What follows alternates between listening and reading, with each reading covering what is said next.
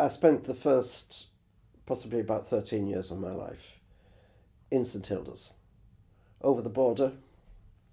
It was a experience, and I loved it. And for me, it is home, and the house that I lived in is no more, and I regret it. We lived. My father lived very near the gas boards where he worked and where he eventually became manager.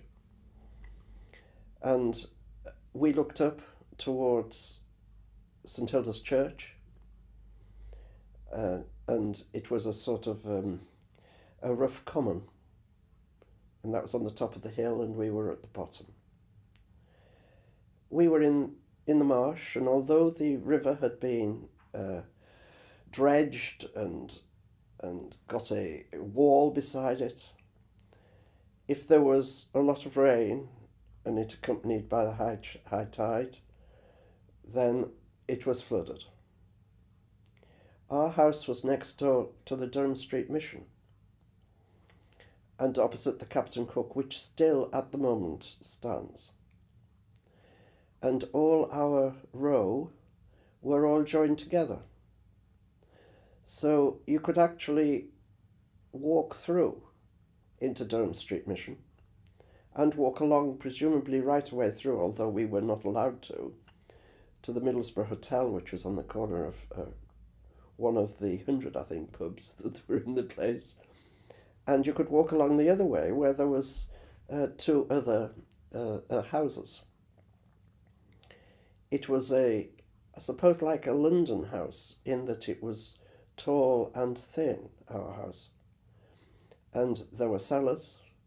The cellars were at the front, but because we were on a deep slope, you could walk into them from the back. So you walked into the cellar from the back. It was the cellar that used to flood, and it used to flood to a depth of about 4 feet. And my mother used to go absolutely spare, because of course it wasn't just clean water. The river at that time was absolutely filthy. They used to say if someone tried to commit suicide from dropping off the top of the Transporter Bridge, then they gave them a stomach pump first, because they poisoned themselves because of all the stuff that was there. It was horrible. So it wasn't unpleasant. It was very unpleasant. Behind us were various sheds and things, and I remember that the co-op had the stables there for the horses. And if the water came up and it was on a weekend, my brother and I were sent round to see if the horses were all right, because the co-op weren't very good and tended to forget them. So that these poor animals which were up to their haunches in water, and she would then, because not many people had telephone, but we did, because of the danger of the gasworks going up. That in fact, so you could get help. We did, and she would ring up and complain about them. So that was it. On the other side of the road there was the Captain Cook, which was the pub, another pub, and next to that was a little shop, the Megas, and they had 3 daughters and 1 son, and the son died, was killed. So it left 3 daughters and their widowed mother, and I was very friendly with all of them, and still am. And at the corner, on Commercial Street corner, there was a doss house, and this housed. There were various ones. There were various levels of lodging houses. We call them doss houses, but lodging houses. And the one on the corner of Commercial Street was dockers. There were dockers that lived there, single men, and they all had rooms there, and they were very, very, very tough men. They generally worked Tuesday to Friday, and then they tended to go on a binge, and they were on piecework. And I can remember that they used to come from the docks if there was a ship in and the tide was wrong. They used to come in on a Monday and try and persuade some of these men to go in and load the ships, but they wouldn't. They were sleeping it off. They were very strong drinkers. It was a drinking area. It was a very hard area, very tough area, but don't ever think that it was a male-dominated area, because the powerful people down in St Hilda's were without any doubt the women. The women looked after their families and they brought them up. They often, what we used to call live tally. That is, they didn't marry the father of their children. And sometimes,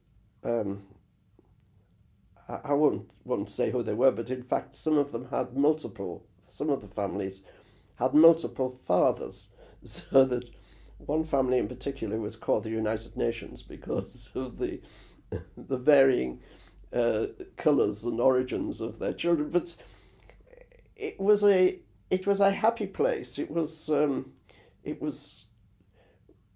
violent at times. When the transporter stopped at night, people came onto the street, and it was a very lively place, and there were often fights, and people sometimes fought for money illegally, bare fist fighters, and people would pay money to say who was going to win. And I remember, because we came across one of them a lot later on, Jackie Vickers, and people know the Vickers family, and he won't mind me saying that, he's dead now, but merchant seamen, a lot of them were merchant seamen. And yeah, it's an interesting place. You didn't see the police. It wasn't well policed, I must say. But it was, because in fact they policed themselves. And the gentlemen who lived at the commercial street house there, if they got fed up and wanted to go to sleep, they would all come out as a group.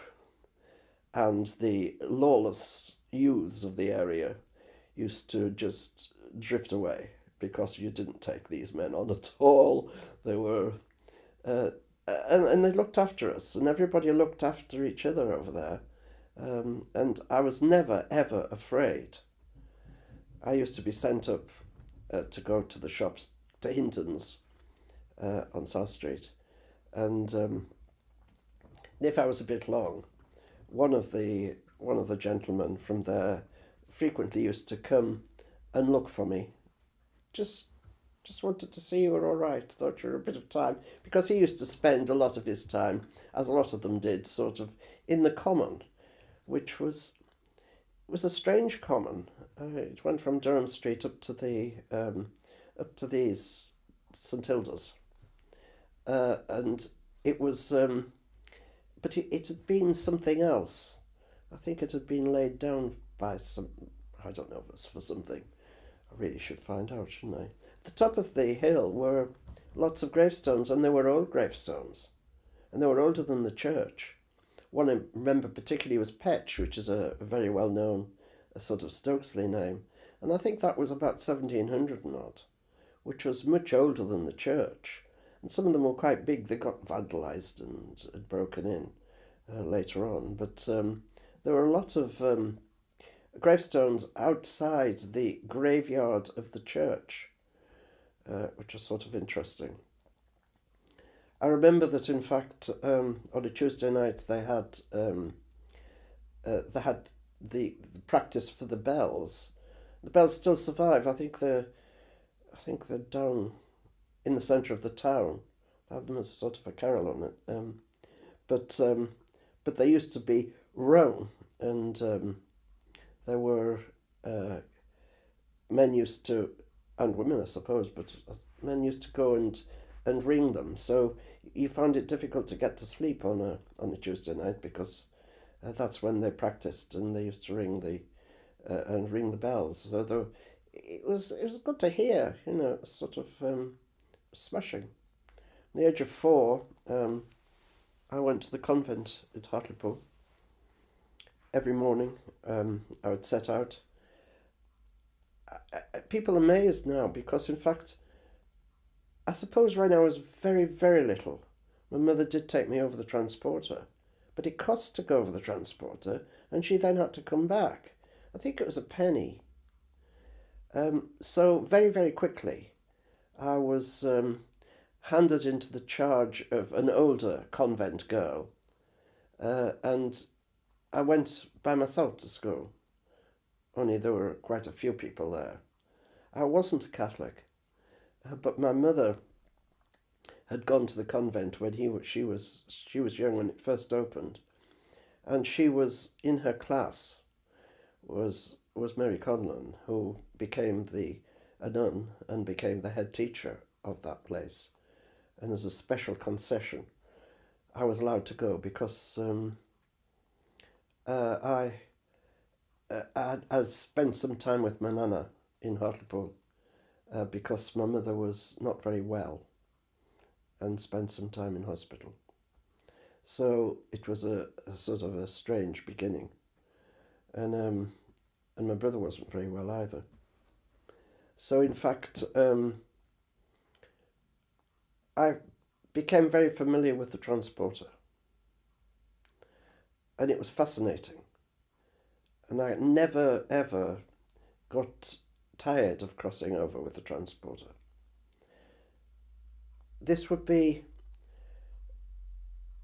I was born in 1943, so it would be 47-ish.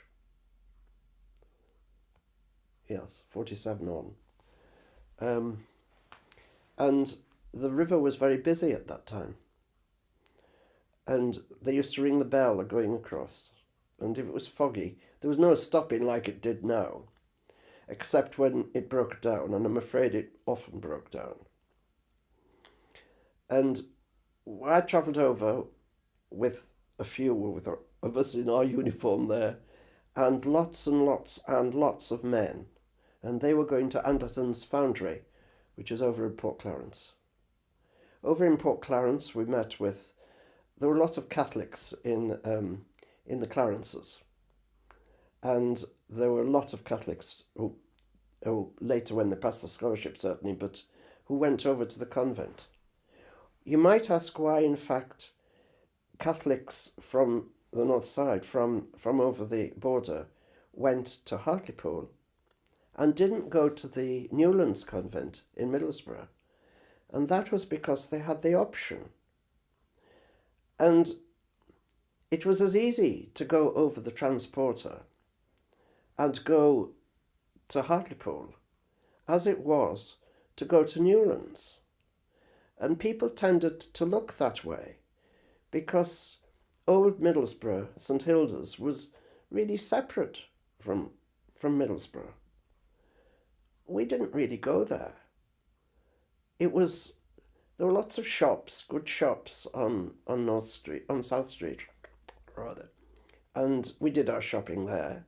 There was a market in the centre around where the old town hall is. There wasn't any real reason.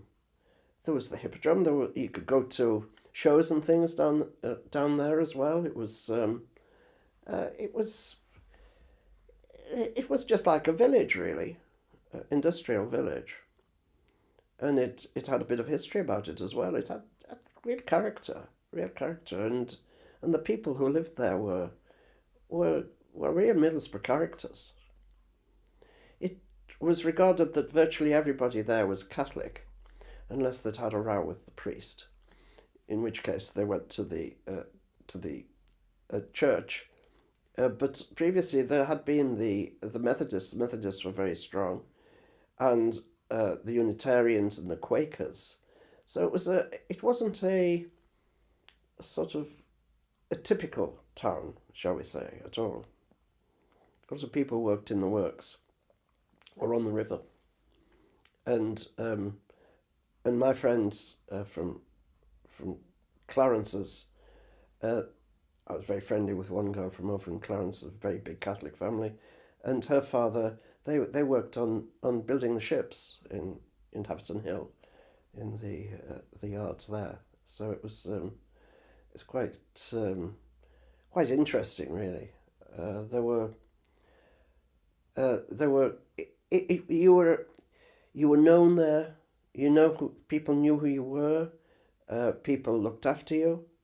They were um, there's some families you avoided because they were quite well, not law-abiding, shall we say, but in the main, people were very decent and friendly and helpful to one another.